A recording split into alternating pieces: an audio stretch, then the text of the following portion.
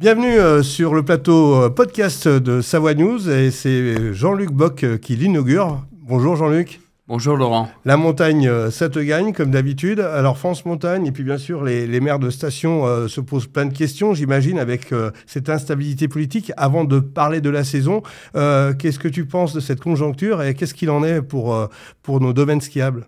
Alors si tu parles de ce qui vient de se passer dernièrement avec la suppression d'un gouvernement axé en partie sur la montagne, puisqu'il y avait notre Premier ministre qui était un parfait connaisseur du modèle, avec beaucoup aussi d'élus et de ministres qui étaient en parfaite connaissance du modèle économique et de sa situation. Oui, c'est compliqué, oui, c'est grave, et surtout, c'est notre pays qui est en difficulté, et pas seulement la montagne et la montagne économique. Qu'est-ce que la montagne attend de nos politiques aujourd'hui ? La montagne, déjà, elle attend une chose principalement, c'est d'être connue et reconnue. C'est un modèle économique, c'est une façon, on va dire, de travailler aujourd'hui. C'est notre usine à nous. Et cette usine, aujourd'hui, elle est mise en difficulté. Pourquoi elle est mise en difficulté ? Parce qu'on ne la connaît pas. Et on écoute un petit peu les sirènes, quelquefois, qui sont alarmistes. Et ces sirènes alarmistes, elles ont un effet négatif sur un modèle. Et ce modèle, on sait très bien qu'il va être bouleversé, qu'il va être changé et qu'il va devoir s'adapter. Mais on ne ferme pas quelque chose qui fonctionne encore, on adapte la situation actuelle à un fonctionnement futur. Qu'est-ce que vous attendriez du nouveau gouvernement, les uns et les autres ? Déjà d'être compris, quand on parle, quand on discute avec eux, qu'il y ait une écoute attentive et surtout qu'il y ait une connaissance du modèle aujourd'hui.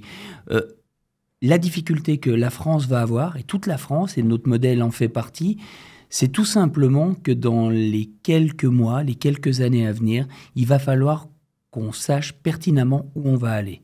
Et où on va, c'est tout simplement dans le cadre du tourisme, puisque le tourisme, c'est notre activité principale, c'est notre économie qui est en jeu, et c'est surtout la survie des habitants sur un territoire qui n'est pas toujours facile à vivre.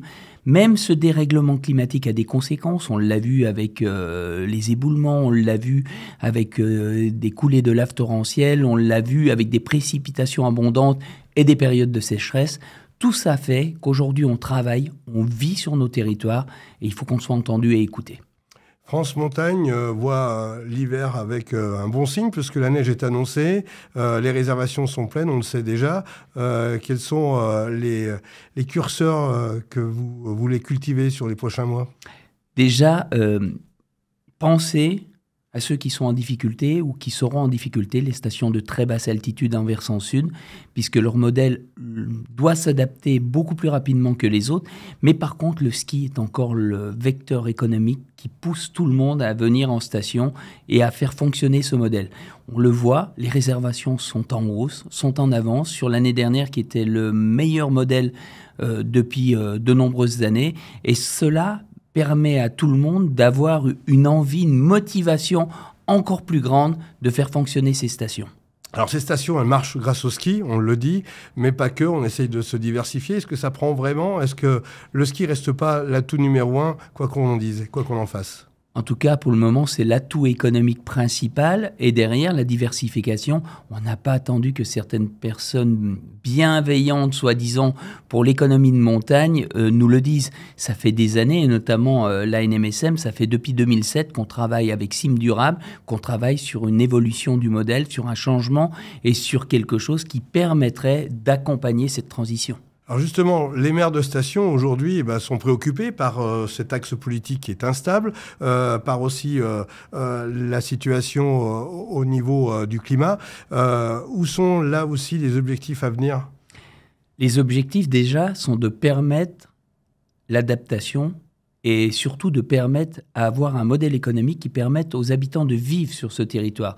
Je sais, j'insiste lourdement là-dessus, mais il faut se rappeler tout simplement qu'avant les plans neige, qu'avant le développement du ski, qu'avant le développement économique de 2% de la montagne française, on ne parle pas de toute la montagne, il n'y avait rien.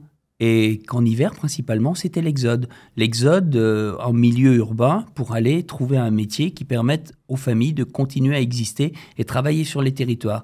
Aujourd'hui, si on change ce modèle, C'est très bien, on n'a pas de problème là-dessus, personne n'a des problèmes. C'est simplement qu'aujourd'hui, le ski est le seul vecteur économique qui permet de continuer à travailler sur ces territoires. Donc, on va l'adapter. On change petit à petit la façon de faire, la façon de consommer, la façon de concevoir. Et ne jamais oublier aussi que c'est en montagne où on est le plus vertueux et où on essaye de développer des modèles nouveaux qui sont économiques en modèle énergétique, qui sont bienveillants en fonction de l'isolation des bâtiments et de tout l'écosystème, mais que la mobilité est l'affaire de tous et principalement l'affaire de la SNCF qui aujourd'hui nous pose un vrai problème parce qu'elle est de moins en moins vertueuse dans la mise en place d'un système qui permet de décarboner notre mobilité. Ça fait beaucoup de batailles en même temps. Ça fait énormément de batailles, mais c'est là-dessus où tous les montagnards sont solidaires. L'effet de cordée fait qu'on a tous compris à un moment qu'on est intégré dans un modèle qui doit continuer à être vertueux, qui doit continuer à nous permettre à tous de vivre. Alors ça veut dire qu'il faut se remettre en question. France Montagne aussi se remet en question, se pose des questions sur l'avenir, sur son organisation. Si France Montagne ne se pose pas des questions alors que c'est l'organisme de promotion et de communication nationale pour la montagne française, il y aurait un problème. Oui, France Montagne est en train de restructurer sa façon de penser, sa raison d'être, et on est en plein dedans, on est en plein travail depuis presque un an où j'avais annoncé cela à Chamonix. On continue à avancer, on continue à progresser, et on aura une restitution au mois de février lors de notre Assemblée générale. Quand je dis une restitution, c'est une feuille de route et une raison d'être. D'autres temps forts pour France Montagne d'ici les mois à venir ?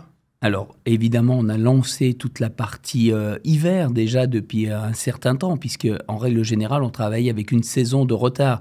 Et là, on commence à préparer la saison d'été prochaine. On commence à travailler sur les sujets de l'année prochaine, en 2025. Mais en tout cas, on a vraiment cette envie, cette motivation. Et tous les acteurs de la montagne qui étaient réunis aujourd'hui ont fait un travail exceptionnel et on avance vraiment, vraiment très bien. Merci Jean-Luc Bock. Merci Laurent.